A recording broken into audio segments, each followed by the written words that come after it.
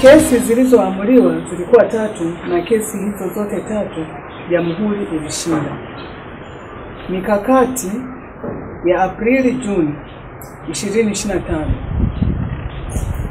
TAKUKURU mkoa wa Songwe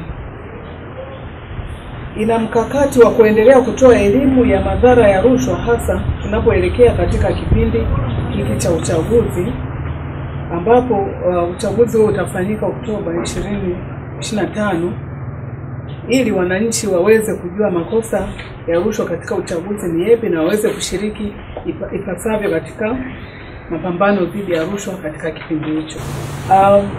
Kama ulivyofuatilia kwenye taarifa, na mkakati tulio nao hasa katika kipindi hiki na kuendelea ni kuwafikia Watanzania wengi zaidi katika kuwaelimisha juu ya makosa ya rushwa katika uchaguzi na hatua za kuchukua. Kwa hiyo tumekuwa tukiendelea kuwafikia makundi mbalimbali katika kuhakikisha kwamba wao wanapata hiyo elimu, lakini pia wanashiriki ipasavyo katika mapambano dhidi ya rushwa, kwa sababu tunasema kuzuia rushwa ni jukumu lako na langu, tutimize wajibu wetu. Kwa hiyo wakati mwingine watu wamekuwa wakifanya makosa yao kwa kutokujua kama kwa kufanya jambo fulani wanakuwa wamefanya makosa ya rushwa katika uchaguzi, lakini tumekuwa tukiendesha vipindi vya redio ambapo tunaamini kabisa kwamba angalau Watanzania wengi wana redio na pengine wanasikiliza, wanapata hiyo nafasi, lakini baadhi ya vyama vimekuwa vikitualika kwa ajili wanapokuwa kwenye mikutano yao tunaenda kuwapa semina, lakini tumekuwa tukiwafikia kwa mfano kwenye siku za masoko, tumekuwa tukienda huko ambapo tunaamini kwamba Watanzania wengi hasa wa mkoa wa Songwe wanakuwa maeneo hayo kwa ajili ya kufanya manunuzi na nini. Kwa hiyo tumekuwa tukiendelea kuwaelimisha na kuwapa mbinu mbalimbali ambazo wanaweza kuzitumia ili waweze kushiriki katika mapambano dhidi ya rushwa, kwa maana ya kutoa taarifa, kukemea, kukataa kuhongwa, lakini pia kukataa kupokea hivyo vitu vya wagombea. Kwa hiyo tuko makini, tunafuatilia mchakato mzima, lakini pia tunashirikiana na wananchi na nyinyi vyombo vya habari kama hivi leo tumewaita kwa ajili hiyo, ili tunaamini kwamba nyinyi mnawafikia wengi. Kwa hiyo tunaamini kwamba vita hii kwa pamoja tunaweza kushinda. Kutaka kujua kama kuna pesa kiasi gani zimeletwa katika maeneo yetu kwa ajili ya miradi, na tumekuwa tukifuatilia. Kama mnavyojua ndugu watangazaji, ndugu waandishi wa habari, kuna miradi mingi sana inaendelea, na kwa maana hiyo ndio maana tunasema kuzuia rushwa ni jukumu lako na langu, tutimize wajibu wetu, kwa maana ya kwamba kila mtu hasa yule ambaye yuko kwenye maeneo yale yanayohusika na mradi analo jukumu la kuhakikisha kwamba mradi uliokusudiwa unatekelezwa vilivyo ili ile huduma iweze kuwafikia. Na tumekuwa tukiwaelimisha kwamba miradi ile sio, yani serikali inatekeleza, lakini wanufaika ni wananchi. Kwa hiyo kama wao watashiriki katika kuhujumu, maana yake unakuta mafundi labda wengi, labda wafanyakazi wale wa vibarua wengi wanatoka katika maeneo ya miradi husika.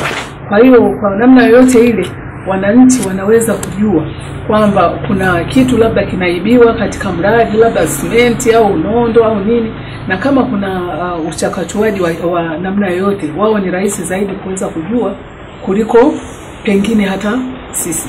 Lakini kwa kuwaelimisha hivyo, tumekuwa tukielimisha pia hata zile kamati za miradi husika, ili waweze kushirikiana nasi ili kuweza kudhibiti. Kama mnavyoona kwamba kuna huo mradi wa shule ya sekondari Dr. Samia, kwamba mtu amelipa aweze kusupply vifaa lakini hakuweza kusupply, na ilikuwa kimya tu mpaka TAKUKURU ameingia kwenda kufuatilia kuona je kila kitu kimeenda kama ilivyotakiwa. Ikaonekana kwamba kuna vifaa hivyo vya milioni 21 vilikuwa havijapelekwa.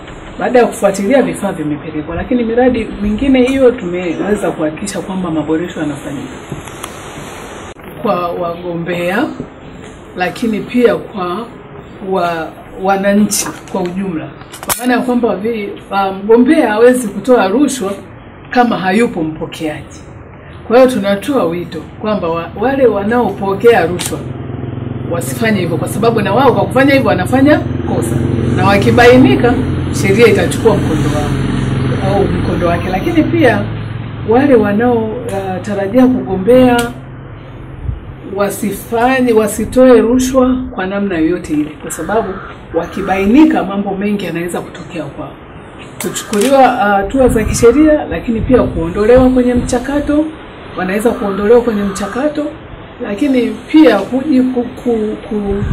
kujikosesha heshima ile ambayo watu wengine wamekuwa wakimwamini. Kwa hiyo tuko makini, tunaendelea kufuatilia. Na mtu anaweza akasema kwamba labda hakuna jambo lolote, lakini wapo wengine ambao wanaondolewa kwenye michakato kwa taarifa zetu. Sisi tunafuatilia taarifa, tunapeleka. Kwa hiyo wanaondolewa kwenye mchakato. Kwa hiyo ili uweze kuwa safe, fuata sheria, kanuni na taratibu. Wabaya kwanza ni wajumbe. Umeona? Wabaya ni wajumbe. Wajumbe watapita kwa kila mgombea kwenda kuomba chochote. Na wale wagombea pia wanaamini bila wajumbe wao hawezi kupita. Kwa kitu cha kwanza ambacho huwa wanaamini wagombea ni kudili kwanza na wajumbe. Umeona? Saa hizi ukianza kupita kwenye mahoteli makubwa makubwa haya, hautakosa vikao vya hao wagombea na wabunge. Hao wagombea na wajumbe, kazi yao kubwa ni kuwapa kitu kidogo. Umeona? Bwana, mimi naomba kanichague, naomba ushawishi watu wako kule ili mimi nipate kula. Umeona? Na wale wajumbe wao wanachoangalia ni hapo pesa. Hakuna kitu kingine wanachoangalia. Kwa sababu ukianza kuongea na wajumbe saizi wakwambia hiki ndio kipindi cha kula. Kwa hiyo asipopata pesa saizi anajua yule mgombea akipita hana muda wa kudili naye tena mpaka kipindi kijacho cha uchaguzi. Mimi ninachowashauri, najua ile ni taasisi kubwa sana. Yaani light kama ingejikita kwa kile ambacho wanatakiwa kukifanya, nchi yetu tusingefika hapa tulipo. Kwanza tungewapata viongozi walio bora. Na sio wale bora viongozi. Viongozi bora mara nyingi unakuta hana hela ya kwanza kuwaonga wajumbe. Umeona? Lakini kwa sababu hana hela kuonga wajumbe, inabidi abaki. Anapita huyu ambaye ananunua wajumbe.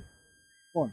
Lakini hao atakukula angekuwa anaweza hivi vitu kufuatilia moja kwa moja hivi vitu, tusingefika hapa. Lakini tunajua hakuwezi kuwa na mtoa rushwa bila mpokea rushwa. Nikiwa nazungumzia wananchi wale wanaopokea rushwa. Ndio. Nao pia unawashauri nini kwenye jambo hili? Mimi unaponifuata nyumbani sijala, familia yangu haijala, unanipa 20,000 nyumbani kwenye sijala, nategemea nitaiacha? Nitaichukua kwa ajili ya familia. Unajua kila mtu anatafuta kwa ajili ya familia. Ndivyo ilivyo hata kwa watu. Umeona? Wajumbe walio wengi ni njaa. Kwa hiyo unapompelekea kitu kidogo, lazima shukuru, achukue kile pale na nakutendea wewe kutendea fedha yako. Umeona? Kwa hiyo wananchi wenyewe wanasapoti jambo la rushwa bila shaka. Ni kweli. Hilo sio la sasa. Ili nchi yetu iweze kusonga mbele, wananchi wafanye nini? Unajua kitu cha kwanza ni uzalendo. Kama mwananchi akiwa mzalendo hawezi kupokea rushwa. Lakini kama anapokosa uzalendo lazima atapokea rushwa. Na ushauri wako kwa serikali kwa ujumla kuelekea uchaguzi mkuu, nikiwa namaanisha ukiwa umezingatia masuala ya rushwa na mambo yote yanayohusiana na uchaguzi, unaishauri nini serikali? Unajua ili tupate viongozi walio wazuri, kitu cha kwanza tuzingatie haki. Haki ikitendeka kwenye swala la uchaguzi, tutapata viongozi walio wazuri.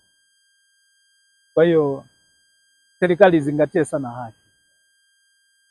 Unajua Wanasema kuna haki na amani, lakini kitu cha kwanza ni haki. Ukiwa na haki ni rahisi kupata amani, lakini kama haki haipo hata amani kupatikana inakuwa ngumu. Shukuru sana. Asante.